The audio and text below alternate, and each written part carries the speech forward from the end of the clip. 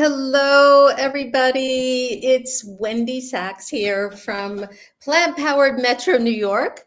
And we are welcoming you to our monthly series, Cooking with Chef Carole, presented by Plant Powered Metro New York and co-sponsored by the Marlene Meyerson JCC Manhattan.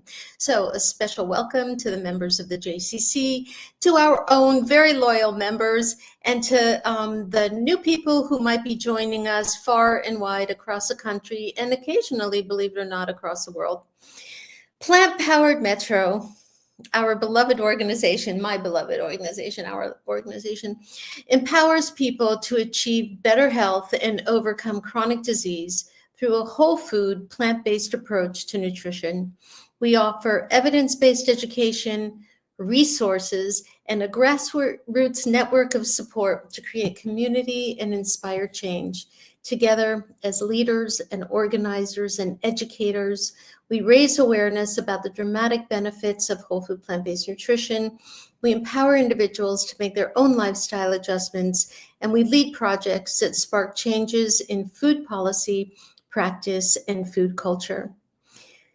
Today, I am going to mention specifically a little more about what we do at Plant Powered Metro, because we are in the throes right now, in the middle of our year-end fundraising push, and we have an incredibly generous offer from an angel donor who's given us $60,000, and all donations will be matched for twice the amount, up to $60,000. And I will tell you a little bit more about what those funds are going to go to a little bit later in the show. But for now, we will get started. It's December. It's the holiday season with all of its celebrations and challenges. And today I was at the farmer's market, and there are still a few left that are making their way through the cold here in the Northeast. And you'll find turnips and kale and squashes. I found a huge butternut squash, root vegetables, which will be great for our recipes today with beets, sweet potatoes, and onions, and all kinds of roots vegetables. And as always, we encourage you to buy locally and eat organically, and even better, if you can find a farmer who does regenerative grown fruits and vegetables, that is the best nutrition for plant nutrition. So at PPMNY, we are also celebrating several in-person meetups this Christmas or this holiday season, Christmas, Hanukkah, Kwanzaa, and anything else anyone wants to celebrate, Diwali, which already happened. Anyway, we've got important tips also to stay healthy during the holiday season in one of our upcoming classes. So super quickly, I'm going to just run through these. All of these are available for more information on our website. But tomorrow night, we're doing a session with Rethink the Holidays. It's a plant-powered cooking demo and tasting in person in New York City with Rethink Food, which is a fantastic not-for-profit organization that picks up the food that is not used from restaurants and then brings it to communities. And we will use the fresh food from restaurant food that is not picked up to do our cooking demo tomorrow night, and everybody's invited to join us. We have a Vietnamese dinner social in Astoria, a Caribbean dinner social at a restaurant in Brooklyn, and then an online class, which you all might very well enjoy, called Holiday Health Reset, Immunity, Nutrition, and Peace of Mind during the holidays. You can register for it online, and it's on Wednesday, December 18th from 7 to 8, and it'll include things like meditation and then also 4 plant-based recipes that'll be healthy and fun for the holidays. And then, of course, I do want to mention we have a Jumpstart coming up in January. Registration closes for that Jumpstart on January 6th. So those of you who are interested in an immersion, we found that people who are already familiar with this way of eating get great benefit out of the review and the constant reminder against all the pressure of the culture to come in and join us. for this. And then, of course, it's great for new people, or if you in this audience have anyone that you want to introduce to plant-based eating, this is one of the best primers out there for a very reasonable cost. It's like $150 a person for an entire month of mentorship, support, education, science, cooking demos, just about cleaning out the kitchen, anything you may want related to getting started on a whole food plant-based diet, or whole food plant-based lifestyle. So please mention this and tell your friends, anyone you want to invite. It's a great way to take the pressure off yourselves of having to explain everything, and to encourage people to get going on this lifestyle. Super quickly, we're on with the show. Okay, we're making black-eyed peas today because they're really great for the new year, and Carole also has some fantastic other recipes. I'll stop talking in a minute and get to Carole, but some fun facts about black-eyed peas. Black-eyed peas have deep spiritual meaning in the African American culture, representing hope, resilience, and the desire for prosperity. They're considered good luck, which is why many people eat them on January 1st or December 31st. They're considered a good luck charm that wards off evil spirits, and some believe that eating at least 365 black-eyed peas on New Year's Day will bring good luck for the entire year. They're also a symbol of survival. During the Civil War, black-eyed peas were a symbol of resilience for enslaved Africans, and they were one of the few nourishing foods available to them during these difficult times. They're symbols of coins or wealth. The symbolism is twofold. First, the peas are said to resemble coins, symbolizing wealth and financial abundance in the year ahead. And the second is that their hardy nature represents resilience and sustenance during challenging times. Why? Because they're good sources of fiber and protein and contain important nutrients such as vitamins A and K, very important, calcium and iron. So adding them to your diet can help with weight, blood sugar management, and lower your cholesterol. And by the way, Carole just told me they're actually not a pea, they are a legume. They are a bean. Okay, here we go. Carole, oh my God, Wendy, thank you for all that fun facts, which I put all those fun facts in the recipes. So if you have the recipes, you can review why I'm so excited about black-eyed peas. And it is something that I truly, truly make at the beginning of every new year. I actually get them in the bean box. Rancho Gordo also sends them to us at the end of our fourth quarter beans, because they too know that they are good luck for the new year. And they are called cow peas. Sometimes they're referred to as cow peas because they were fed to cows. They're kind of low. They were kind of low on the list of legumes for a very long time, but they are very flavorful. They cook up pretty fast. And today we're going to make an Indian dish, which is pretty much, I kind of do variations on this same dish every year. So it's, if you've been watching always, you'll say, I think she's done something like this before. And I have done something like it because it's similar, but not exact. But first we're going to start, and we're doing a couple other things beside the black-eyed peas. We're going to do beet hummus. And I thought that it's just a fun thing. I love making hummus, and I love adding things to it, whether we make brownie hummus or whether we make sweet potato hummus. Or today I just thought, for the holidays, it's so festive to bring a bowl that's already red, and it's a dip, and you can bring your choices of vegetables with it, and crackers or pita bread. It's just a really great party pleaser, and I think any host would be happy to receive beet hummus. And then the other thing that we're going to start with right away today is we're going to make root vegetables. And it's something that I've really been eating a lot of, maybe just since Thanksgiving, but it is that time of year. And anybody can write in the chat what their favorite root vegetable is. I do encourage you. Today, we're not going through every root vegetable because there's so many. What does it mean to be a root vegetable? It means it's growing in the ground, right? So we definitely have beets. These are beets for our hummus today, but we're going to put the beets in our roasted root vegetables. We also have potatoes. Any kind of potato is considered a root. Peppers are actually not a root vegetable. Peppers actually grow on a plant and hang. So you want to think about something that is in the ground, like this parsnip. Parsnip is a root, and maybe some of you are not familiar with it, so I kind of left this one whole so you would see it. I find it to be a very sweet vegetable, looks like a carrot, and you kind of treat it almost just like a carrot. And I left it whole on purpose. So I'm just going to cut the tip and the root off. And I also want to finish my thought saying that root vegetables are rutabagas, and you have turnips, and radishes are considered a root vegetable, and beets, as we talked about, onions grow in the ground. Those are also root vegetables. Any kind of potato is a root vegetable. So there's a wide range, and today we're only going to use a handful.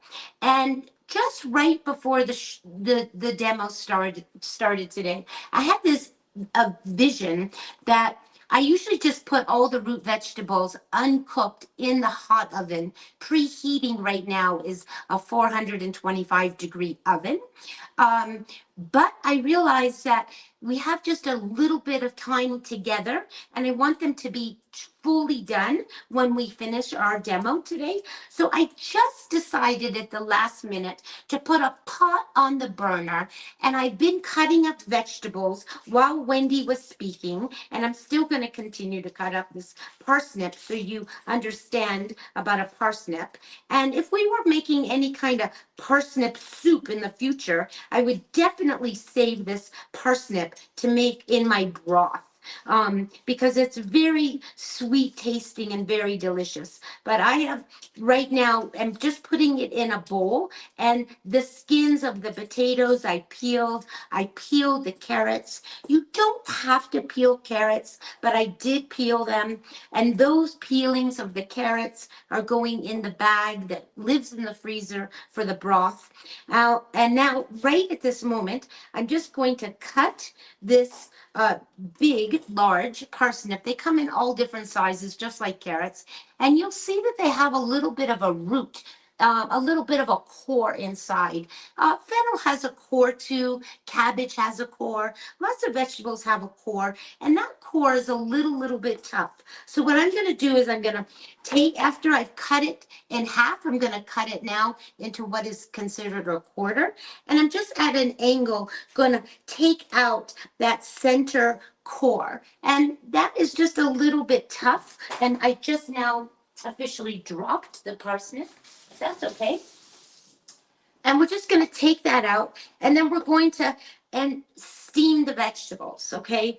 And again, that is not in the directions at all to steam the vegetables, but I just decided that. It's just that by cooking them for an extra few minutes over this steaming water, they'll be on their way to cooking, but we're going to finish them in the oven, because when you roast the vegetables in the oven, they are the most flavorful. And it's because the oven is at 425 degrees that you seal in the juices and any kind of the flavor, and the outside gets to be of the vegetable gets to be really crispy. And it really is my very favorite way of doing things.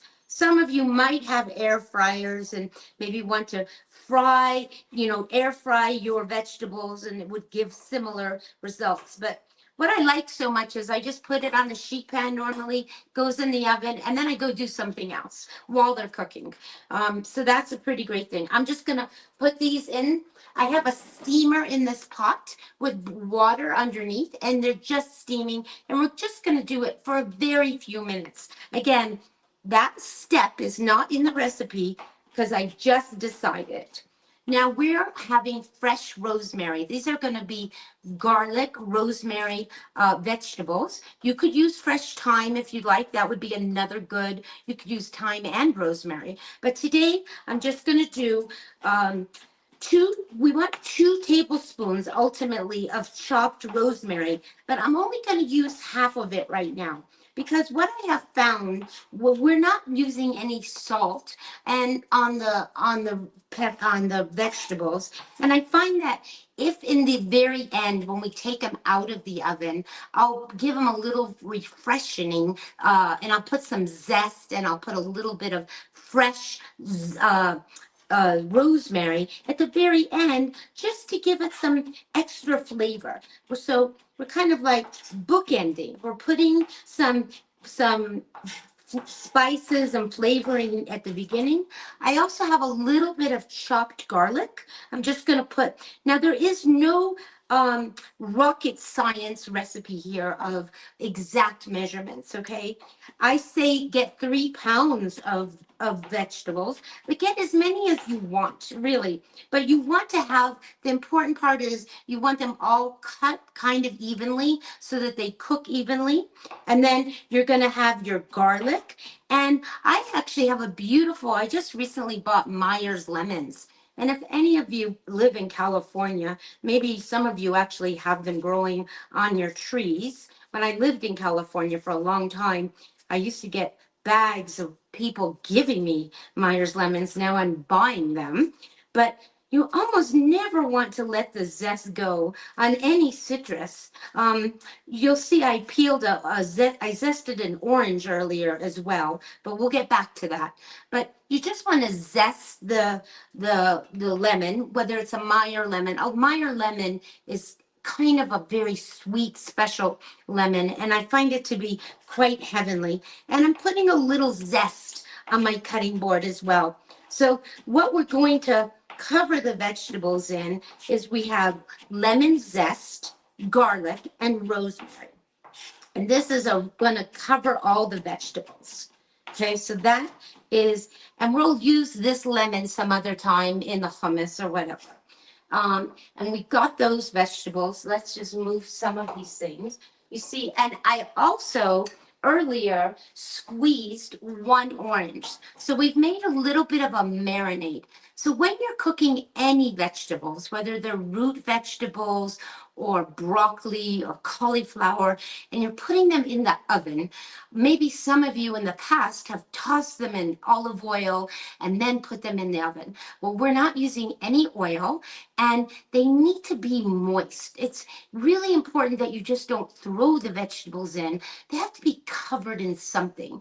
Now, the easiest way to cover the vegetables, sometimes when I'm in a hurry, I just literally take a spray bottle and I spray them with water. Water is good enough, and that will keep them moist, and that will get them in the oven moist, and that way they don't dry out so much. The other thing that I often do in the oven for the oven roasted vegetables is I save the aquafaba from the chickpeas when you take them out of when you cook them, or white beans. You get that bean juice, and that also works as a great way of tossing the vegetables, putting them into the oven, and it really aids in browning the vegetables. You can make a miso glaze if you'd like, with a little miso and a little rice wine vinegar. There are so many ways, and a little tamari. There's so many ways that you can moisten those vegetables before they go in the oven. But today, we're going to do it with orange juice or citrus juice. So it can be a combination of orange and lemon, an orange and a lime.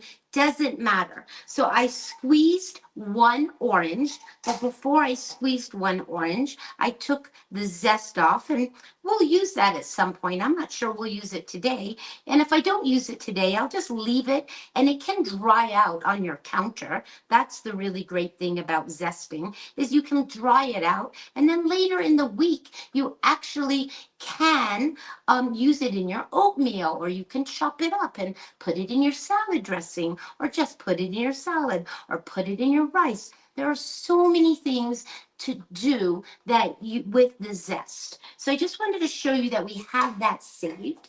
And in the 1 orange, I'm getting a little bit of a facial, I want to tell you. I'm going to actually turn this mechanism off over here because the steam is starting to escape. Give me this facial. And I think that the vegetables are cooked probably well enough. So I'm just going to take their lid off. And again, we only cook them for just a very, very few minutes. And I'm going to get rid of this lid back here. And there's a lot of vegetables in this pot. You can see sweet potatoes, carrots, parsnips, and I had one white potato. And eventually we're going to put some beets, but not quite yet. So in this, I squeezed one orange, and then I put 2 teaspoons of tamari. If you don't want to use the low sodium tamari, you can put some coconut aminos. That's fine. And it just gives it a little extra flavor. And that is going to be our marinade. And I'm going to take this bowl, and we're going to carefully do this somehow. I've kind of overloaded these vegetables, and I just don't know exactly where my spoon is. But we're going to take these vegetables that I've just steamed, and we're going to take them and put them in the bowl. Now, they are not done, okay? And again, we just did this to kind of speed things up. But the good thing is they have some moisture on them, and I really like the way they look. So, and somewhere in the middle here, I was trying to find the little middle part of this steamer. There's a little ring, and if you carefully, you can take it out and just, there you go. So that's the little steam basket, right? We're just going to set that aside. And then there are a few vegetables that kind of fell out. And we're just going to take this. And we've got some nice water here. Probably has quite a bit of nutrients in it. I almost feel like I want to just pour that water into a cup and use it because it probably has a little bit of flavor. And look, it has color for sure. But we're just going to get rid of that for this moment. We're going to cook in that pot again, but I just want to take it off the burner. So what we're going to do now is we have our liquid, and we're going to toss the vegetables. And that, again, that's just one orange. You can have lemon or lime as well, or combination.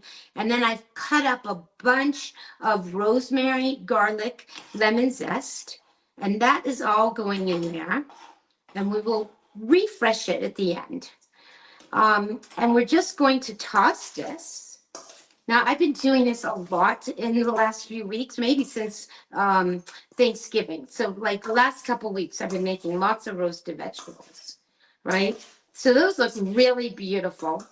Now, the beets, if you were going to put beets, you could use fennel, right? And steam it ahead of time as well. These beets here, I already roasted early this morning, so I don't want to put them in here. And I almost forgot the best part of the vegetables is the onions. I almost forgot they're sitting right here in front of me. You can take a red onion, a white onion, doesn't matter what color onion, and you can just section it. I bought these beautiful they look like, I don't know, they're beautiful bulb shape, and they're big, and they're shallots. At this time of year, you see lots of kinds of onions. You see cipollini onions, which are Italian onions, and they're kind of flat. They look like flying saucers. And what I'm going to do with this particular shape is I'm just cutting them into quarters. So I'm taking this big bulb, right? We have a bulb. I peeled it. We're cutting it in half, and then I'm cutting it into another half. So basically we're quartering. And I find that the onions, I have a little excessive amount of onions here, but I find that once they cook in the oven, they are so delicious that they are better than candy. And onions are so good for us that I just go overboard with the amount of onions that I put in. Now, if you can't find beautiful looking shallots, sometimes they're not so beautiful. You could definitely, for certain, use the red onion is perfect, and you could use the yellow onion. Those are all just perfect. And I'm just trying to make a little room here to just show you what we're going to do. So I'm going to move this cutting board for a minute and move that spoon. And I kind of been doing something a little odd. I always save foil. Like if I use it to cover the beets, I rinse it and wash it. So I actually have some old foil, and I've decided to put it at the bottom today because sometimes with all these sweet vegetables, they caramelize so much that the parchment paper sometimes actually sticks to the pan, and then I have to scrub the pan, and I hate scrubbing the pan. So I'm actually putting a little foil to kind of add a little, like a little protective layer for the pan. And then I have some parchment paper. Someone gave me a box full of sheets, just sheets, which are quite nice to have. I'm not used to using the white parchment, but it works really well. And it was a gift. Someone knew that I use it a lot. So I'm just going to now pour all of these vegetables. Now, the real key, and like I said, you can do as many vegetables as you want, but the key here is you don't want them piled in a mountain. You want them all lying flat, okay? You want a bed of vegetables, and it's very important that they're not so much sitting on top of each other because you want them roasting in an even layer, okay? So just this alone is almost salivating. Now I'm going to take a spatula because I see that along with some of the marinade, all the liquid has come out, but I'm just getting the remainder, garlic, zest, and rosemary out. And we are ready to go in the oven right now. And Carol, yes. quick question before you go. Oh my God, that looks so pretty. Amazing, delicious looking already. They're not even I roasted. know, it's salivating, Oh, Wendy. amazing. And I love also even afterwards having them to, I was going to say nash on, which we would say, but allowing us to snack on. Quick question. Can you roast celery with root vegetables? I think you can. I mean, you really can. It's not something I would think about, but it certainly qualifies. Yes, is the answer. Super. And the other thing is, I told you like 4 ways of marinating. Often I will just sprinkle, if I'm in a hurry, I will just lightly toss in balsamic vinegar Oh and yeah. garlic and put them Mhm. in the oven. And I That's what put I them, do. and I do that too. So just want you to know there's not just one way, there's just not 2 ways, but there are at least a half a dozen ways Yeah, of marinating the vegetables. Again, they're not soaking wet, but they're mhm. just covered. And we're going to put them in the oven now and try Great. not to forget them. I usually put them in the oven and then walk away. But we're going to Super. try to While you're use it. doing that, I will let our audience know, you probably already know this, but one of our favorite books is this book from Dr. Furman, 100 Best Foods, and it talks about onions. And one of the things she said is very likely onions were a staple of the prehistoric diet. So it Where? seems that their origins, they're guessing, were somewhere in Iran or maybe West Pakistan. But since the onions grew wild in various regions, it's presumed our ancestor discovered and started eating them very early, long before farming or even writing was invented, and that they were probably the staple of a prehistoric diet, and that they have very beneficial effects on the cardiovascular and immune systems. In Dr. Furman's book, Super Immunity, he talks a lot about onions. And if any of you are familiar with G-bombs, it's greens, beans, onions, mushrooms, let's see, berries and seeds, nuts and seeds. Yes, I Anyway, almost was going to say the same thing, Wendy. I yeah, almost was going to mention you're like ahead of me. And I was literally going to say Dr. Furman has the onions as part of his G bombs. yeah, they're really healthy to have just about every day. And for those of us in cold climates, they're just super good for the immune system. And well, for anywhere, they're super good in the immune system. But particularly now when colds and flus are kind of running around, it's good to have your onions or garlic or leeks or scallions, all that. Anyway, I see you're doing dishes and now you're back. So I have back, and the onions are, like I said, all these vegetables become like candy. I'm not kidding you. They are so sweet that, sometimes I find that I have to have something else with them that is not so sweet because they are root vegetables, and most root vegetables, except for if you're having a rutabaga, that's really not so sweet, but it can be sweet actually. And turnips can be also sweet. So this is also a root vegetable. I want to tell you, this is a radish, a purple radish, and it Mhm. also grows in the root, in the ground, so is considered a root vegetable. And we'll use this today. Watermelon radishes, those are also root vegetables. So we are going to move on. Any other questions, Wendy, about the root vegetables from anybody else? No, we're good with questions, and Oh, excellent. we're good with fun facts. So, Oh, good. And I'm going to sip. I just, I poured out those that yeah, water that looked from the great. steamed vegetable. I don't think you can see this on the camera, but it's a little yellow, which We tells me can. there's a little bit of flavor there. Oh my gosh, it is like drinking. Oh my gosh, it is so yummy that I'm so glad that I'm not throwing that out. Often when I have the garden, it's winter now, so I don't have the garden at all, but I will save that water and just pour it right into the garden, thinking that whatever moisture has come from the steamed vegetables has to go right back in. But today I saved it in this little cup, and it's so delicious. So we're going to start now, and we're going to make our Indian peas. And they're a little bit spicy, not too spicy, but a little bit spicy. And there's lots of things you can do with black eyed peas. I think last year I actually took a break from making them in a tomato spicy sauce, and I actually made little black eyed pea burgers. Mm. So, and there's lots of things you can do. You can look it up on the internet, just look up recipes, and there are just endless ones. But and people in the South often eat black eyed peas with collards. But today, one thing I didn't mention, Wendy, in our discussion about all the fun facts with the black eyed peas, is that they often are eaten with greens.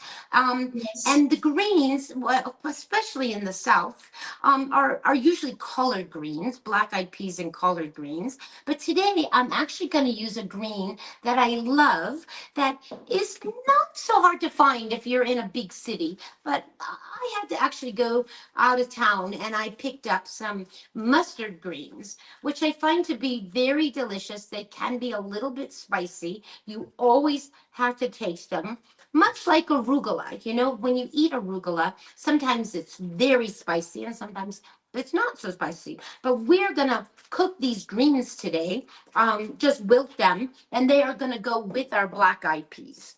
Um, but what I wanted to say is the way that the black eyed peas are symbolize coins or wealth, the greens, when you eat them, are also considered money, like fortune, like financial green. So it's very common to have the black eyed peas with the greens. And so that's what we're going to have today. So I am Carol, I going. think we can start a new trend. Instead of having your astrology chart read, we can have your good fortune read between what kind of nutrients you're putting in your food. It suddenly seems like a good symbol I of love what's that to idea, come. Wendy. It's a great idea. It's a great idea. I've got almost no prep for this, so I kind of want to show you my fast way of like I do things during the week, and Please, I think I sometimes show I sometimes like am laborious or like I show you the long way of doing things, but believe me, when I come home from work and I'm tired and I don't feel like cooking and I don't even want to do any cutting, I actually take out the machine, right? And I make the machine do most of the work for me. So I actually am going to show you today my down and dirty way of doing things. It's not always the way I do things, but often it is the way I do things. So I've been eating these black eyed peas all week long because I had to write the recipe out for all of you. So I've been eating them and I just finished them this past Friday. So I don't feel like making a gigantic pot. I will read you the recipe as we go along, but just know that I'm making a little bit less than the amount that is written in the recipe because I don't think I can eat it for a whole nother week. I need a little bit of a break and then probably make some more at the very end of the year. So we first have to start out with our black-eyed peas, which are really great. They do have little black eyes. And I know that a lot of you don't want to cook your own beans because maybe you don't have time, maybe you don't have an Instapot that cooks them in record-breaking time. I soak all my beans overnight, and then I literally put them in a pot, cover them with several inches of water, and then just walk away and they cook. And the fresher the bean, the quicker it cooks. And these beans were cooked in no time this morning. But if you want to buy a canned black-eyed pea, I took a picture that will show you of Eden, the brand Eden, and they make black-eyed peas with no salt. So I just wanted to show you that I took this picture. I don't have the can to show you, but I just thank you for showing that, Jim. And I just wanted to show you, I think Whole Foods, actually their brand, I think they also have black-eyed peas with no salt. So just be on the lookout for that. You always want to buy your tomato sauce, your beans with no added salt. You're trying not to bring salt in from the outside inside, okay? Because a lot of those products have a lot of high sodium. So we're going to use these tomatoes. We're using crushed tomatoes. I love this brand, Bio Nature. They have a new label. If you're not familiar, or you're familiar, because I've been talking about them forever. They are no salt. They literally are just organic tomatoes. And in the crushed tomatoes, these are organic tomatoes and organic tomato puree together.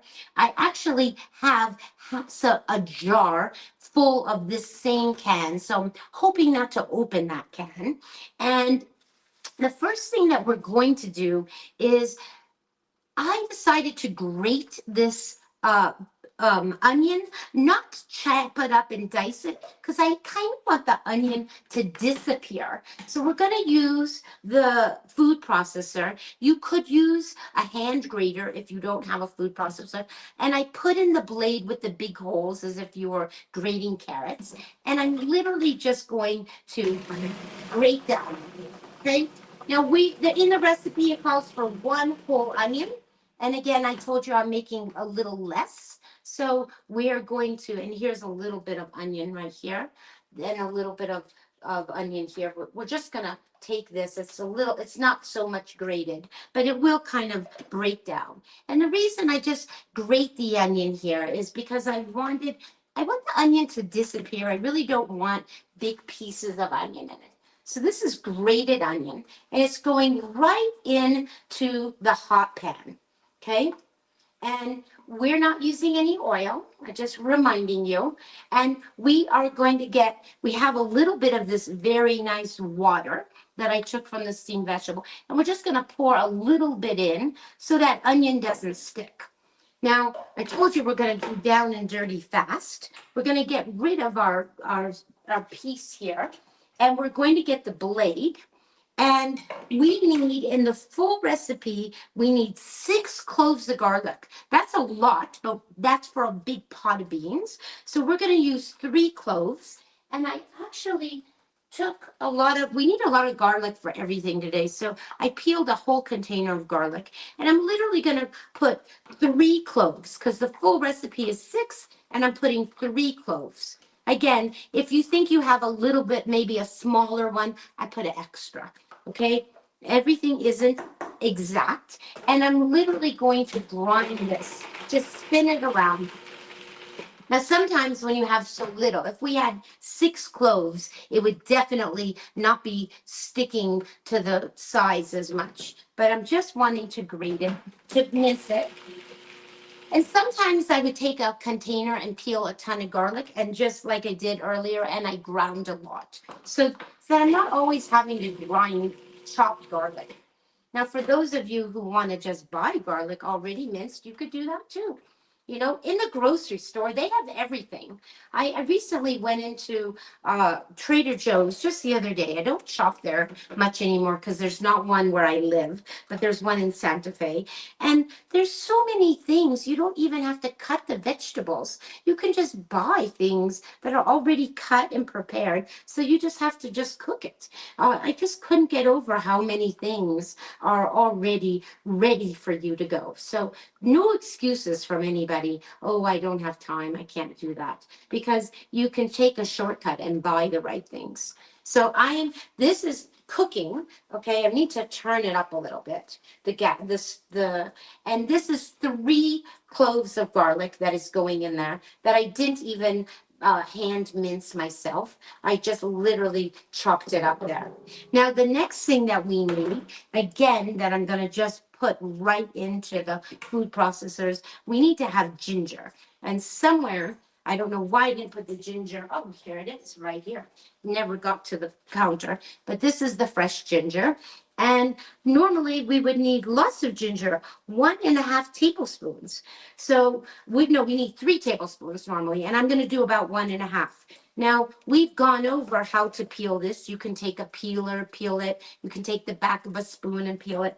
But I want to tell you, again, down and dirty, when you're in a hurry, you don't have to do that. You can, if you've washed the root vegetable and you've gotten any kind of, if there's dirt on it, you can eat this whole thing. So I'm literally going to take about an inch, maybe another little bit, and I'm literally just going to put it into the food processor.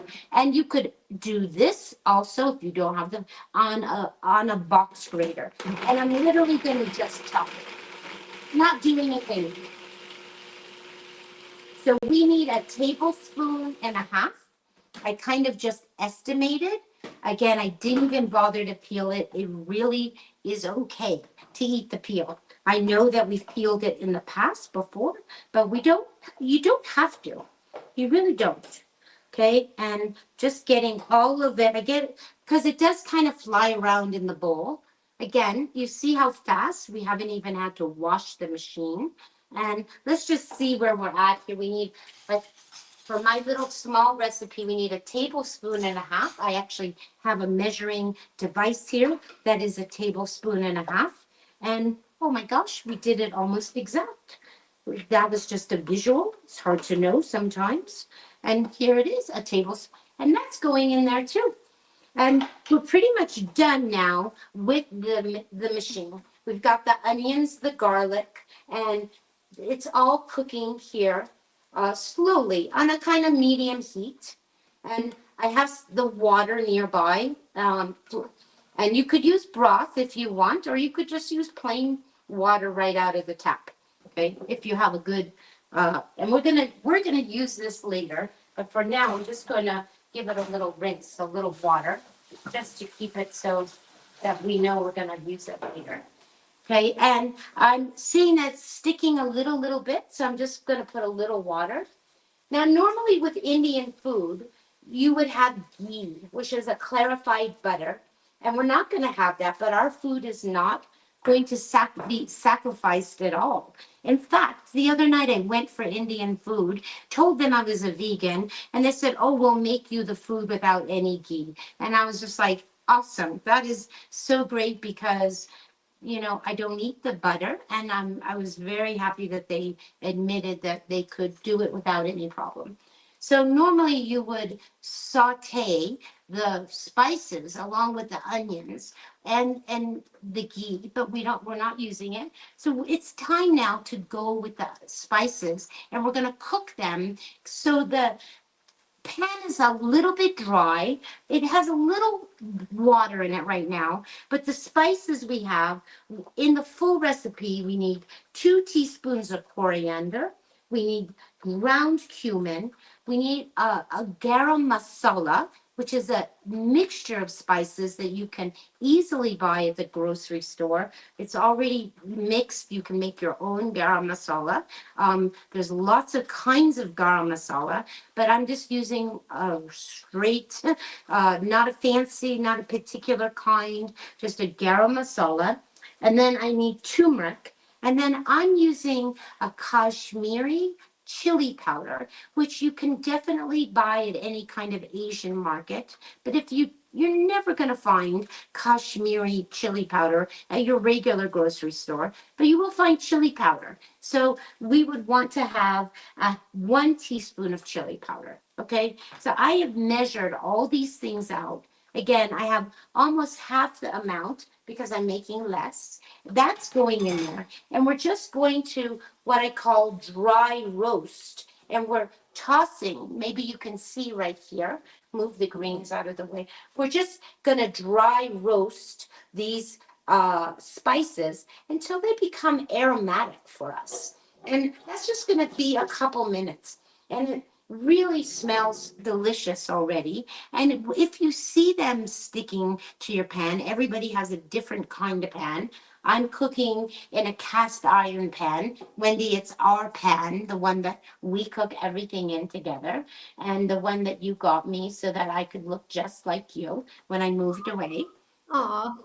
And so we're cooking this, right? And I've just added a teeny bit of water, and I want those spices to come aromatic.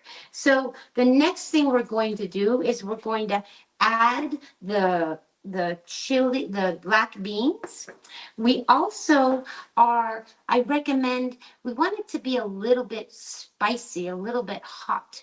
So this is going to be up to you. But what I usually do is I take a jalapeno or a serrano, and I don't take the seeds out. I don't bother to chop it up, but I slit it down the middle with a knife, a paring knife, and I just put the pepper in the sauce, and then when I'm ready to serve it, I take it out. Okay, but I've not been buying serranos and jalapenos because I have a freezer full of hatch chilies from New Mexico that I peeled myself this summer, and I have endless amount of fresh chilies that look like this. Okay, so despite what I'm telling you, you can put the whole chili in. These are already been roasted, but I'm just going to put maybe one in, uh, maybe two actually. Last week I chopped them up, but I'm just putting it in. Okay, then we're going to put our beans. Okay, and when you're using beans, whether they're fresh or out of the can, you want to drain them. You don't want the water. So all those beans are going in. And then if you were making the full recipe, you would use the can of tomatoes. But because I'm not making the full, I'm using some tomatoes, crushed tomatoes that I have, and that's going in there, right? And we need about, in the recipe when you're making the full, you need a full cup, at least a cup of water, maybe even more, because you're gonna cook these now for at least an hour, okay? I find the longer you cook them, the more flavor, the richer the beans get. And I love nothing more than cooking beans in tomato sauce. It is really one of my favorites, whether I'm doing it with Indian spices or herbs like Italian spices, making Greek beans. There's nothing like beans cooking in tomato sauce. So that we're going to put this water that I have, right? We're going to just add that. We might have to add a little more water. And then what I say is an optional choice. And this is really up to you. I kind of did this when I made this recipe, is I put a little bit, I put one medjool date in, and I didn't even bother to chop it. I just put it in just like the whole pepper, because the tomato is acidic, and the little bit of one medjool date starts to break down. You want to take the pit out of it, and it ultimately kind of disappears as it's cooking. You won't really find the date whole anymore. It will just kind of dissolve itself. And that little bit of sweetness, along with the spices, as well as the serrano or the jalapeno or any kind of chili that you've used, really makes the flavors balanced. It adds a hair of sweetness with the acidity and the hotness. So I actually have like a little bit of date paste here, and because I don't have any whole dates, and I'm just going to add that. And now that is going to cook. And I'm going to add a little bit more water because I like it just you can never add too much water because ultimately it's going to cook down. It's just going to cook down and it's going to boil, and you want it to slowly simmer, and the beans are already cooked. So you're just wanting the nice thick sauce, basically. And again, that could be in an hour or that could be in 3 hours, however long, but you want to at least cook it so that the sauce has reduced and is clinging to the beans. And it's not looking like a soup, it's looking like a sauce over the beans. So I hope that is clear to everyone what kind of consistency we're looking for.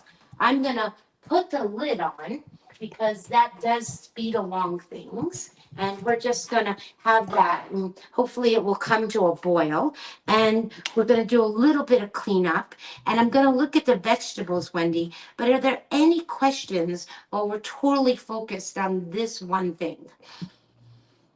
No questions at the moment, but just some people who know Plant Powered Well who've joined us, like Bryant and Annette, and there's some couple people that came last a little late. So welcome everyone again, and yeah, kudos. Also, you're just getting a lot of compliments on color and deliciousness, and black eyed peas with greens look familiar, and yeah, a lot of people saying hello. So Oh, I love keep that. going. Yeah. I love that, and I love so much that maybe there are no questions because I've been thorough enough in explaining things, hopefully, and no question is embarrassing. I want to tell people, and also sometimes all of you in the audience are so smart that if there's anything you want to contribute, please put it in the chat box, because Wendy keeps her eye on that all the time and shares it with me. There's no way for me to see the chat box while I'm talking and cooking, but we have Wendy as our person to share this information with. And sometimes all of you have really good tips and ideas as well. And please feel free to be in the chat box. I'm just going to rinse our Cuisinart machine because we're going to move on to our next thing. So it will take me a minute, Wendy. If there's anything else that you want to share or say, Well, now would be the moment. oops, excellent. I am going to take a minute and we will do more of this. I will warn you, but we will do a little more of this at the end. But this show in particular is really important for us to do a fundraising appeal. We are appealing to your generosity and to this giving time of year, because Plant Powered Metro New York really survives on people who can give donations, and philanthropic organizations and charities, and really the goodwill of those who know about whole food plant-based eating in order to be able to run our programs. And Carole, just give me a holler when you're ready.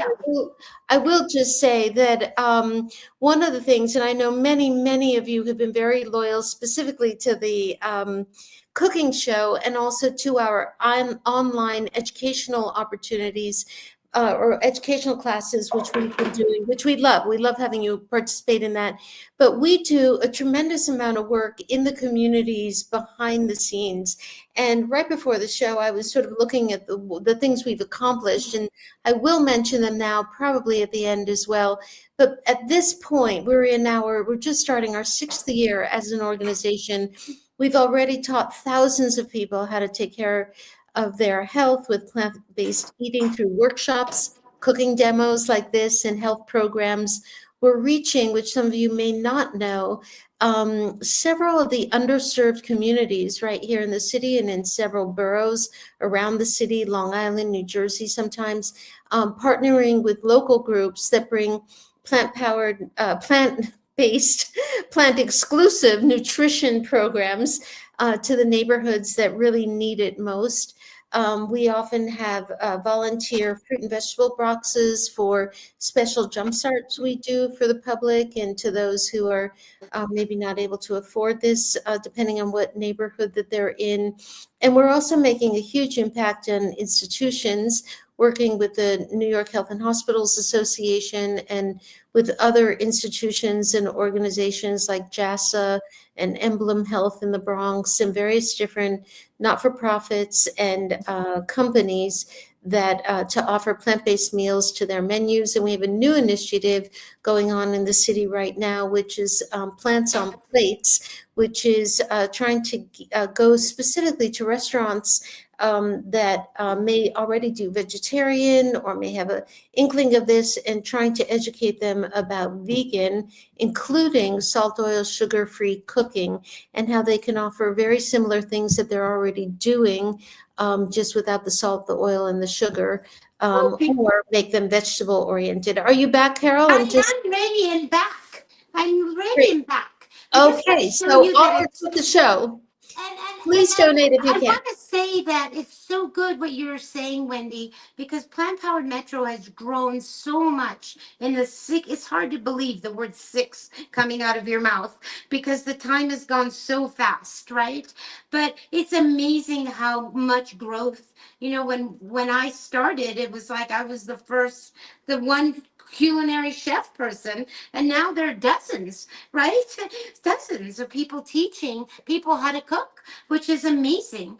It's and amazing. and and it's amazing because most everyone is volunteer, and Yes, it's so it's an incredible amount of energy that goes into everything, whether it's a lecture, whether it's a cooking demo, whether it's the reach out to the hospitals. There's so much work being done on behalf of everybody, and all the people that come to the organization all have something to bring.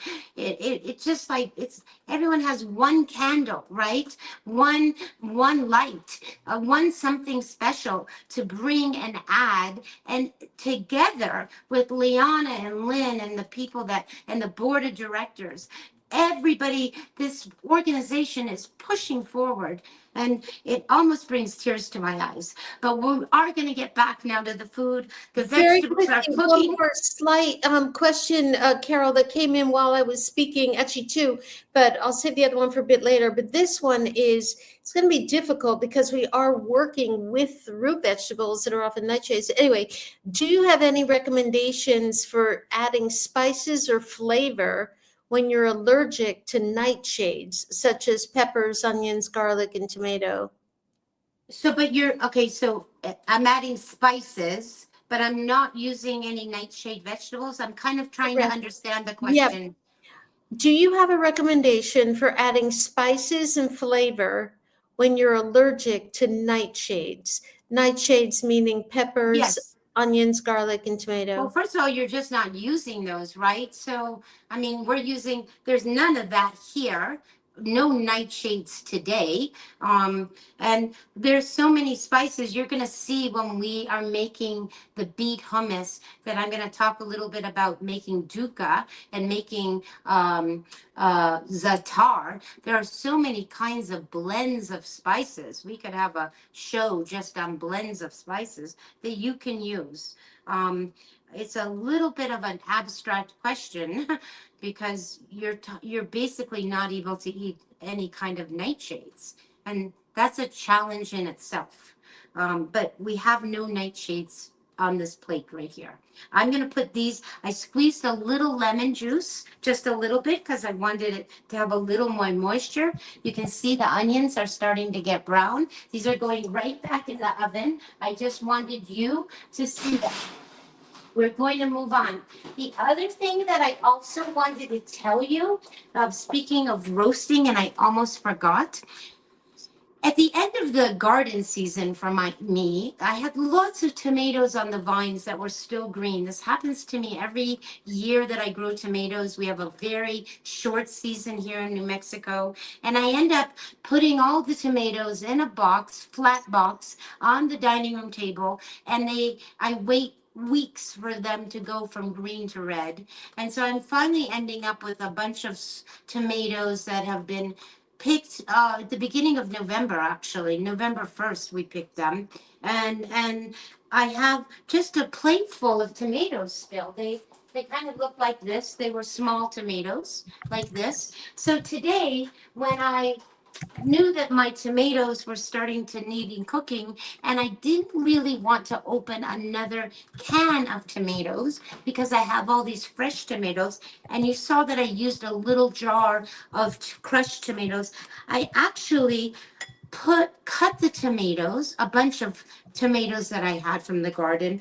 I put them in this pan. I put them at 425 degree, and I made a sauce. Now, this kind of sauce is always the most delicious. Again, anything roasted in the oven seals in the flavor and really becomes very strong and very delicious. I prefer this way of cooking, roasting vegetables, sometimes over steaming or other methods of cooking vegetables, because it really seals in the flavor. So when I just went to the oven, I remembered that I had these little bit of tomatoes, which I'm actually going to put in here because I really want to use this up and I have no other use for it. And it's going to add a little more tomato flavor. And that was just my way of kind of using the tomatoes. And that's just fine. And that's just to show you that nothing has to be an exact science. When I'm writing out these recipes for you, I write them up as a guide for you. But feel, use your intuition. Learn how to make things that you like, the flavors, and make adjustments. Okay, the recipes are not like a Bible, or not like a, written in concrete. They are meant to guide you, and you can make the substitutions whether you have allergies per se, or you just don't have something on hand. You have to substitute. That's just kind of how it goes. I'm looking for a spoon here. So, this is good. We're gonna just stir this, and I'm gonna lower this a little bit. It's boiling like crazy. Okay, and I'm gonna actually taste it right now because I see that pepper floating in there, and I think, wonder if it's hot enough. Again, it's still a little soupy, so I want to cook this ultimately for at least an hour. Oh my gosh, it is so yummy already. I cannot tell you. Okay, so we're going to move on. I think we're doing okay, Wendy, with our timing and everything. And I don't think anybody has any questions. The one thing I actually want to do is I'm going to get a cutting board out. And I told you I roasted some beets earlier in the day. I did that with the tomatoes. Same at the oven. I had the beets in the oven going, and I just left them in the oven. And I love roasting because I kind of walk away from things, and I like that. We're going to use one beet like this in our beet hummus. I'm going to call it a medium-sized beet, okay? Sometimes beets are this big. Sometimes they're small, like a golf ball. This is going to be a medium size. But before we start the beet hummus, I actually want to just cut this. I already peeled this beet. It's already fully cooked, and I actually want to put it in the oven now because I want it to kind of get its little seal, and I'm going to do two actually. They're all the same size. When I know that I'm cooking beets, I try to buy, they're all roughly the same size so that they cook at the same length. So and this beet, I talk about when we are making the beet hummus that there are 3 ways of cooking beets, and I go into great detail for you in case you've never bothered to cook a beet. But you can boil a beet, you can roast a beet, and you could also steam a beet.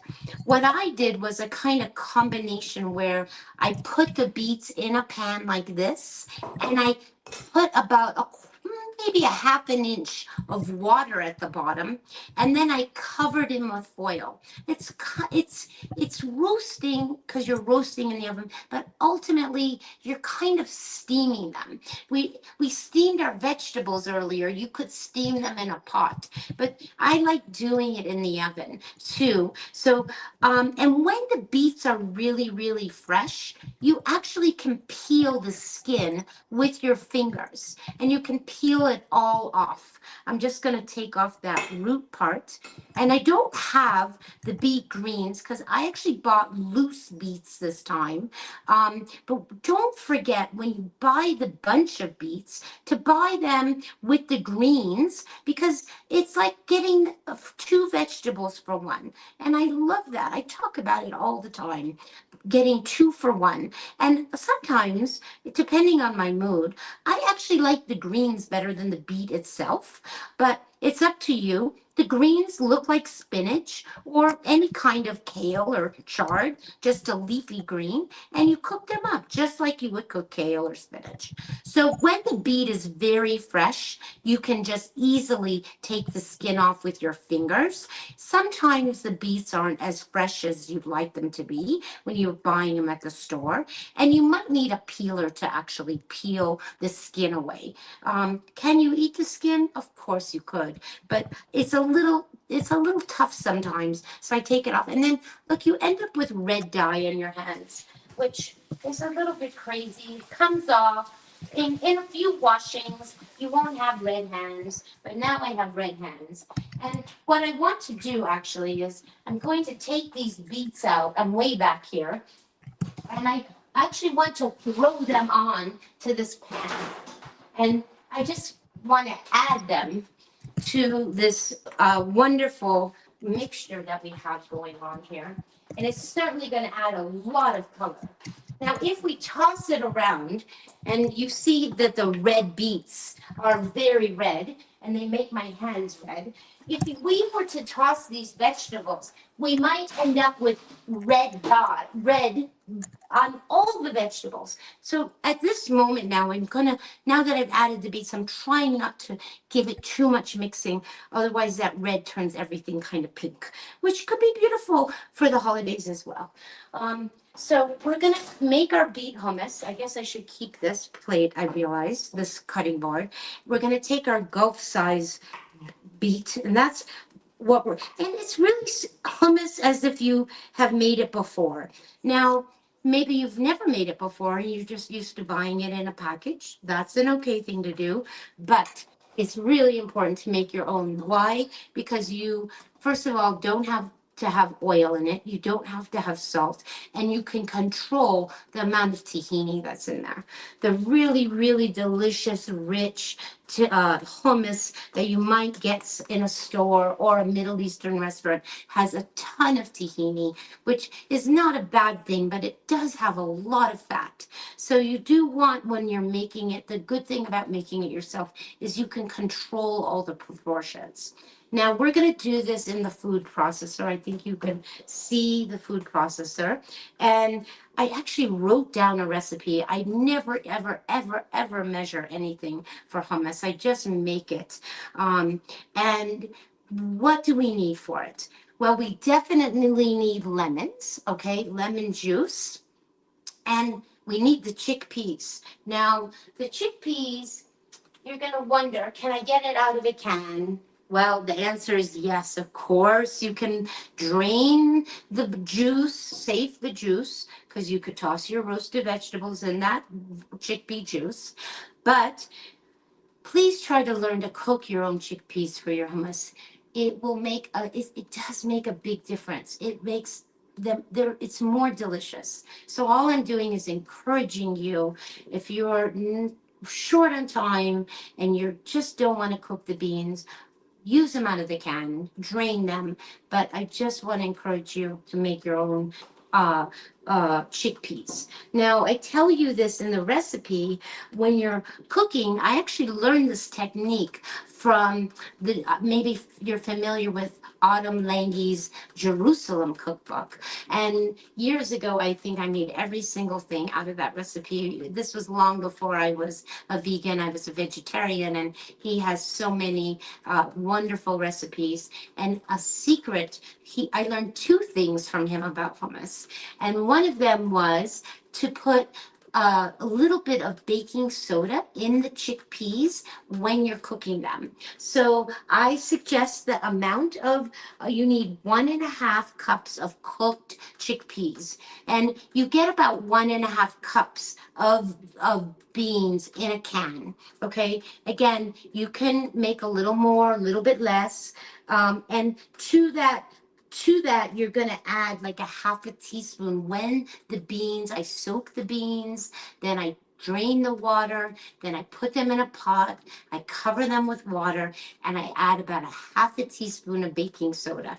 And you're going to see it kind of looks like a science experiment. Sometimes it bubbles up and gets all foamy. And ultimately, the baking soda really breaks down the bean and makes it almost creamy.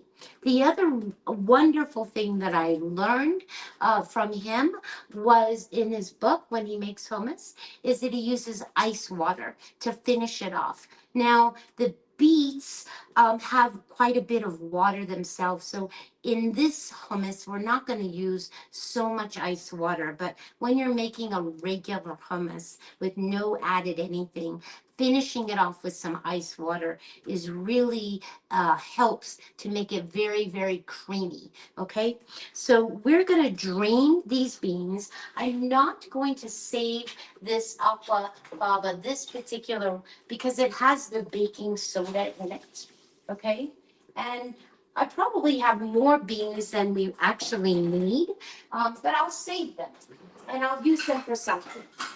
I'll pretend that we're using a cup and a half, about a cup and a half. So this is a 1/2 cup measure, and I'm going to do it 3 times, right? Now, normally, let's take these out. I'm sorry, I'm doing this a little crazy backwards. I had a moment of forgetting. Just like I showed you to do the garlic, I do the garlic first because that way you don't have to chop it up. So in the recipe, we need 3 to 4 cloves garlic. So I literally put 1, 2, this equals probably 2, and here's 4. Okay, so that's 4 cloves of garlic, okay? It's a little more than that because there were a few cloves that were very small. And we're gonna get the lid and we're just gonna spin this around. Why do I do this first? So that you don't end up with any whole garlics. So we're just getting the garlic started. And I just realized I didn't take out the tahini. So we'll get the tahini out of the cabinet in a minute. Okay, so let's just move that. Okay, now we're gonna put our 1/2 cups. We're gonna make a 1.5 cups. Okay, that's 1 cup. And now we're gonna do another 1/2 cup. Again, pretending if we had a can, that would be about as much. But I'm gonna do a little more. Okay, and I'm gonna save these beans, even though they have the baking soda, they'll be perfect for salad. They're very delicious, and I'm just gonna put them over there. Let me get the tahini out of the cabinet. Just one moment. Not sure why I forgot the tahini, but I did. I'm not even sure where it is. Probably to the back of the cabinet. It is right here. Okay, so we have the tahini now. And I like this brand, Pepperwood. In fact, I love this brand. I'm all the time trying tahinis. If you live in New York City and you can go to Kulistan's or any kind of Middle Eastern market, definitely get your tahini from a Middle Eastern market because it's more delicious. It has to do with the way they process. And the reason I like this pepperwood is they use organic sesame seeds and they stone ground them. So that is how they and the flavor is noticeably different than using what I call that Joya. It's called Joya, common tahini that's found in a can. You could do a test sampling of tahinis, and they're all different. So find one that you really love is what I'm suggesting. And I'm going to get a measuring cup out. And I say that you can use 1/4 to 1/3 cup. And let me just get a spoon. And we're going to always stir your tahini. It often separates, and you really want to get it stirred. So I'm going to use This is 1/3 of a cup. I'm probably just gonna, I'm not gonna fill it all the way, but we're gonna put that, and that's gonna go in there like that. Okay. And then we're going to add our beets, and you really want to scrape this. It's often good to have, here's a spatula, right? And I'm sure that those vegetables are cooking. I can really smell them, and they're probably almost done. I just realized that I just want to peek at them while we're talking, because yes, they're almost done. Absolutely almost done. Okay, we're going to put our beets in. We have 1 medium beet. It's going right in there. Again, there are so many different kinds of hummus, endless. And we need to have cumin, and we need to have lemon. So I have just a regular lemon here. We have 1 open as well. I'm just going to cut this. This is an old lemon. It's kind of I don't know, it's just an older lemon. But let's just get the juice out of this. And I did zest that earlier. We can zest, and I'm just going to squeeze what is equivalent to 1 whole lemon. 1 whole lemon is almost a 1/4 cup of lemon juice. Okay, it's not always, lemons aren't always, sometimes they have less citrus in them, but these are pretty good juicy. So I'm not even bothering to measure, but we will absolutely taste things to make sure that they're good. I am going to grab a pot holder and just look at this. This is getting to be perfect, right? And we can't forget about cooking our greens, but we're going to do that. And we're going to get our ground cumin. And we need to have about a teaspoon of that. Again, the hummus that you make always has to be tasted. Always, always, always. Because you want to make it according to your own taste buds. And we're not using any salt, right? So this is going to go on, and we're going to mix it.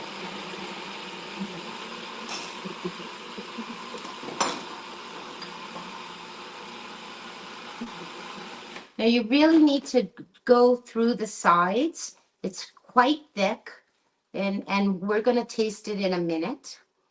Okay, it's already the most beautiful color ever. We're going to remove this hand, and we're going to get some ice water.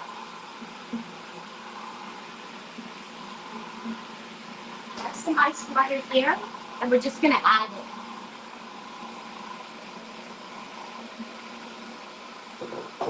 You want to be very careful on how much water you add, because you want the consistency to be perfect. Now it's still kind of thick. You can see that it's a little thick.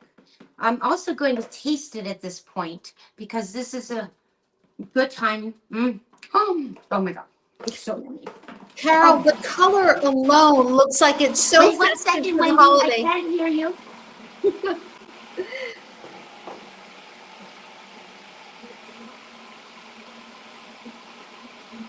The color alone looks so festive.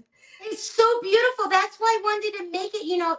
Wendy, I've wanted to make it forever. Maybe since last Valentine's Day. I remember our talking about it and just seeing it. That magenta is just really awesome. And I think if you showed up to your party with a bowl of hummus, and you brought pita bread or crackers and a whole array of vegetables, It's just and gorgeous. you put it on a platter, I think the host would be so happy you did all this work. And it's really not so much work, right? Especially this time of year, because you can eat the hummus with like crudité, carrots and celery and cucumbers and all of that. So festive. And it really, those of us on a plant-based diet or plant-based lifestyle, I don't really mean to call it a diet, but those of us committed to this way of eating, having those starters and filling up on them, particularly if you're going to a holiday party that's all kinds of mixed, food, it really makes a difference in terms of filling up one's belly before maybe a leaner entree.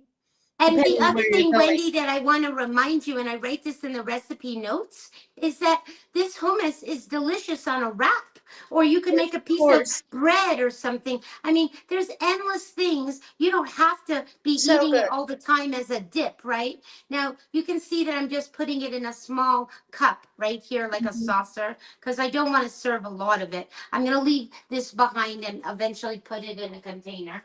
And we're starting just to plate the food.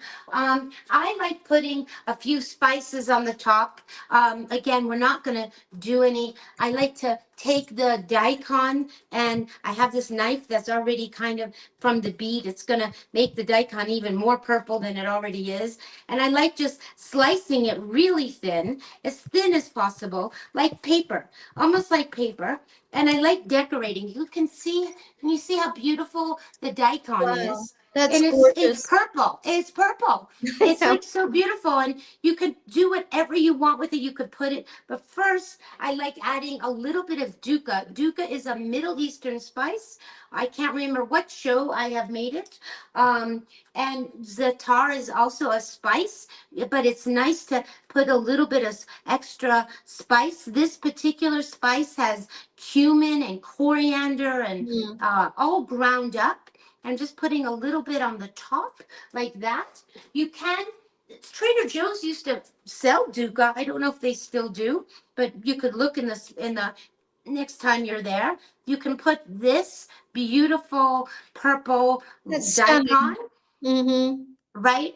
However you want. And then I happen to have some vegetables. Again, you could have crackers and pita bread, and you could make. I'm just gonna throw these on, right? But it's already beginning. You can see if you added the cucumbers and maybe some Absolutely. jicama. You can add some radicchio leaves if you want to have a beautiful, beautiful head here of radicchio, and that would be delicious. You can also, I mean, again, just for added color, you can have that.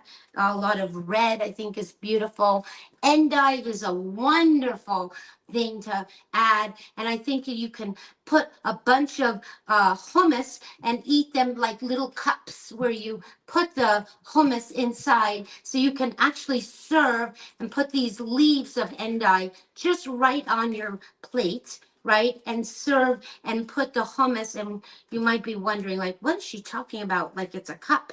Well, I will just take it back there for a minute and show you that it can be served in a beautiful cup like that, right? It's You can gorgeous. just do that, and you could make a bunch of those on a platter and fan them out and just not even serve the hummus. So that is that dish right there. We It's have to just cut our beautiful. greens. We have to cut our greens while you're doing your wrap up, Wendy, which I know is very important to all of us here at Plant Powered Yes, Metro I North. know those I'm going to endive let you hummus do boats. that. I'm going to get the vegetables. Let me just, before Jim takes me away, let me just show Carol, you. I also have one more question for you, but I will do a little bit of our wrap up first, and then we will see your presented dish just But I after. want to just show you Oh, what wow. these look like, Beautiful. right? So while Beautiful. you're doing your thing, Wendy, I'm gonna kind of toss these a little bit around and just We'll get come them on back. a platter. And then you'll come back to me and we'll I maybe hopefully I'll cut the mustard greens to put Super. with the bees. That just sounds great. So those of us still with us, I know on the program it often says till 6:15. I will say we have to change the program because we always go to 6:30. And tonight, just because it's the end of the year, and I do have a fundraising appeal for you, which you've heard me say a couple of times already. Um, we may just go just a few minutes later, but yes, Bryant, I'm looking at the chat. The endive hummus boats I've served, and they're a big hit at parties. And Lois will also get your question about dessert. So I just want to go back and give all of you a couple of announcements, and then ask for your help graciously, I hope, and with some humility, ask for help. But upcoming events here at Plant Powered Metro, please join us if you're in the metro area. Please join us in person. Tomorrow night in Manhattan, we have an event called Rethink the Holidays, plant-powered cooking demo and a tasting. This is again in person at Rethink Food on Houston Street. If you want to look up Rethink Food, is a fantastic organization that really tries to avoid wasting food, and they go around to restaurants. They pick up all kinds of the excess food, healthy, pure, whatever, the excess food that the restaurants haven't used in their dishes, and they collect it. And I think they're generous with charitable giving, and also we will be using that food for our cooking demos tomorrow night. There's a Vietnamese dinner social in Astoria on Tuesday the 17th. Please join us in person for that. And then there's a Caribbean dinner social with a live DJ in Crown Heights on Thursday, December 19th. It's a wonderful restaurant. I've eaten there, called Ital. It's very close, by the way, to the Brooklyn Botanical Gardens. And those of you here in New York, and this is not part of Plant Powered Metro, but it does support the Botanical Gardens, they're having a light show this time of year that is absolutely spectacular. I went last night, and it's really, really beautiful. And then dinner at Ital would be great. By the way, Ital is one of our restaurants in the New York Plant Powered Metro New York restaurants initiative, and I may have said in the fundraising appeal, we have a whole new initiative here that we're doing in communities to try to encourage chefs to go into the restaurants. We go into the restaurants and we show them ways of making the vegetables either salt, oil, sugar free, or simply adding more vegetables and making vegan, plant-powered, plant-based recipes. So it's an ongoing initiative by one of our top staff and volunteer people, Rebecca Johnson, and so far we're doing very, very well. So with it, meaning a lot of the restaurants and the chefs are very open to it. Ital is one of those places. Okay, so back to fundraising for those of you still here. And again, thank you for your patience. Just so you know, we have an incredibly generous angel donor this year who is going to give us $60,000 to match funds. So any amount that you can give, and we're encouraging you to please be generous, your match will be doubled up to $60,000. In addition to these shows, like the cooking show, which are often free, or we ask a nominal fee for some things when we need to. We also do a lot of work, which you're hearing about, in communities and working with larger organizations such as New York Health and Hospitals. I've mentioned several places in the Bronx, several places in Brooklyn, senior centers, schools. We have a school initiative for children, and we're going into underserved communities as well and teaching about plant-based nutrition. So we're building thriving communities for people with all backgrounds to come together and live healthier and really more compassionate lives. And just so you know, as Carole mentioned, we are working with a huge array, a really large network of volunteers. So the dollars you give really go to the direct cost of a minimal staff, which we have, and direct cost to the programs, like providing food even for these cooking shows, and really direct costs to that that require us to spend the money. So there's very little middleman in between in when your monies are donated. Okay, thank you for your patience with that. Please, as I said, put us on your giving calendar and in your giving I guess calendar is the right word. We will probably come back with another appeal in March, which is our anniversary. But for now, this is our year end. And and one thing, sorry, I forgot to mention, is our Jumpstart. We are doing another public Jumpstart starting January 9th. The last day to register is January 6th. We are going to do a Q&A about the Jumpstart, an online Q&A that's on January 2nd from 7 to 7:30. So it's just a half an hour of answering your questions about this 1 month immersion. We call it a 21-day Jumpstart because it really is 3 weeks of entering the program, getting mentorship, getting support, getting education. But we do allow participants, particularly new people who are entering, about a week to prepare their kitchen. We coach you through it, learn how to look at labels, learn how to go into the supermarkets, what kind of food to buy. So there's an entire week of prep before people jump right into a 3-week commitment on going plant-based. And the results, as many people here already know, have been incredible with health results. So that's the jumpstart. If you have people, friends you want to introduce, please have them come to the Q&A on January 2nd, or simply sign them up for the jumpstart, and they will be in good hands, at least for the month. Okay, Carole, we are back. You're back. I'm so happy you're back. I'm here plating food. I'm wishing all of you were here. I had this wonderful idea while you were gone, Wendy, while I was gone, that the juice in this pan is red, and that if I take a little bit of it, that I could actually drizzle a little teeny bit of it right on top and give it a little more specialness on the top. And so just way of using up things, and it makes everything look even more beautiful. Can you see? Oh my God, those colors are so great for the holidays. Sometimes I miss like just drizzling home. I used to drizzle oil. I don't drizzle oil anymore. So I actually rely on the dukkha or the za'atar, or even some crushed walnuts would be lovely. But today I used a little bit of the beet juice just to drizzle, to give it 2 colors of red. And then while you were gone, I just cut up a little bit of the mustard greens. And because I'm going to eventually make the dinner, as I eat these beans during the week, I will cook fresh greens all the time with it, right? Each time I will make the greens. So I don't really mix the greens in. You could mix them in if you'd like.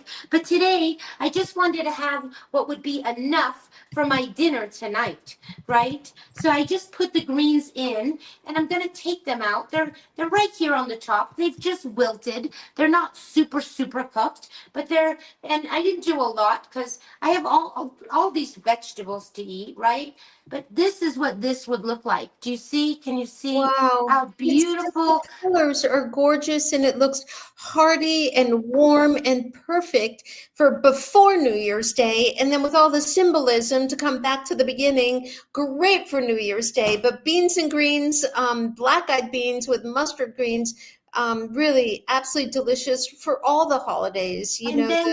Those Yes. vegetables look great. And then I plated the vegetables. I kind of tossed them around. I want to show you that all the vegetables did come off this. There are none left, right? Sometimes you have to pull them off. The reason you have to pull them off is because the caramelization just makes everything stick. These onions have already started to touch the beets, so they've started to turn kind of pink.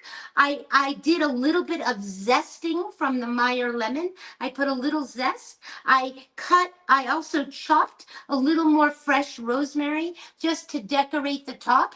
But these are our root vegetables roasted. So we are done, and it is full of color here. Quick questions, Carole, before signing off entirely. 2 questions. One, do you serve the root veggies over rice or quinoa, or they can be served over rice or quinoa, right? Look, they can be eaten right now with this meal. They can be eaten with the beans, the greens, and you could put a handful of these vegetables right in the pan. Yeah, okay? That's one way of doing it, because we've made them at the same time. These vegetables could be eaten over rice, over quinoa, over millet, over any kind of grain that you so desire. right. Or they can be a snack in the middle of the afternoon because they're so delicious. I really, the last time I made root vegetables, I practically consume the entire thing all at Yeah, once. that's, I mean, I think that they just are so versatile, really, you They can't go wrong. stand on their own, but they can be paired with anything you'd like. You could make a pasta dinner, anything. This is has rosemary. This is a little more spicy and a little more greens, but this could go with that, and it would be a great balance because it has Indian spices, and these are sweet vegetables, basically. It's just great. It really looks yummy. And then much earlier, Lois asked a question, what dessert would you serve with this meal? Well, It's such a colorful, Well, flavorful that's a meal. really hard thing for me because I'm a baker and I always want to serve dessert. And It's the infinite amount of thousands of things I can tell you. I just recently made little Mexican wedding cookies that were fantastic. But with this today, this moment, I almost would want to have chocolate mousse. yes. That's just my mood. And also, it'd be so nice to end something with something rich and chocolatey. Yep. That's just what's on my mind for this moment. But honestly, I would make a pear tart because it's pear season right now. So it really isn't what you are in the mood for. And that's how I direct myself to make things because there's just an infinite amount of things we can have.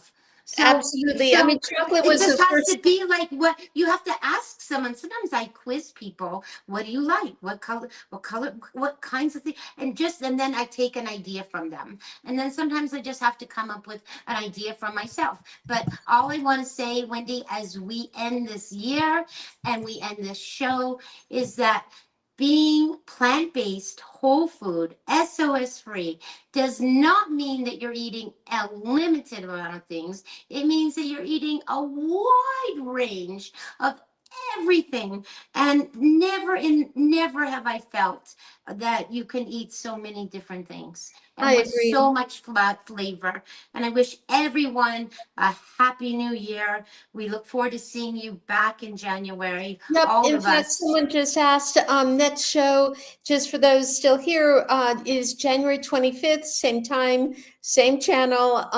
And also want to mention a huge thank you to Jim Spellos, who is our producer behind the scenes here and helping us keep track. Oh, maybe it is the 26th. Yes, Carol, I sorry about think it that. is. I think Carole 26. It's knows. a Sunday. We're always on Sunday. So thank you, Jim. Thanks for putting it on screen. A thank you to David Bowles, who's a very good friend of Carol's and mine, who's always extremely helpful.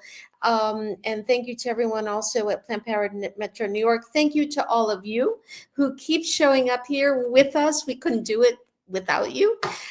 Thank you for being on this journey with all of us. It's deeply, deeply appreciated, and we love being here with all of you. So let me just see another. Can you repeat the names and places for the dinners this week? Yes. I know the one at Ital, which is in Brooklyn, is on the 19th. Here we go. The Vietnamese restaurant is on December 17th in Astoria. We have a great class coming up, the Holiday Health Reset. This is an online class, how to really deal with the holidays during this time. And then the Caribbean Dinner Social is on the 19th. And did I miss one? I think that's it for the dinners. Anyway, it's on the board. And oh, you're very welcome. Everyone's saying thank you. Thank you so much. Also, another tip on the desserts. I saw someone make a whole food plant-based cardamom cookie the other day, and Carole, I know, has a really good recipe for cardamom cookies. Carole can be reached at the Veggie Vanguard, and she also has an Instagram handle called Veggie Vanguard. So please feel free to reach out to her as well. And again, to all of you, thanks for lasting these extra minutes with us. Happy holidays, stay healthy, and we will see you back here in January. Last words, Carole? Just happy new year to everyone. Please be safe, be healthy, and be joyful. And thank you all. We couldn't do it without you. And all of you that just come regularly, I thank you so very much. And are behind the scenes, I'm grateful for everyone, David, Wendy, Jim. And that's it for us. And we'll see you in 2025. 2025. Thank you, everyone. Goodbye. Bye.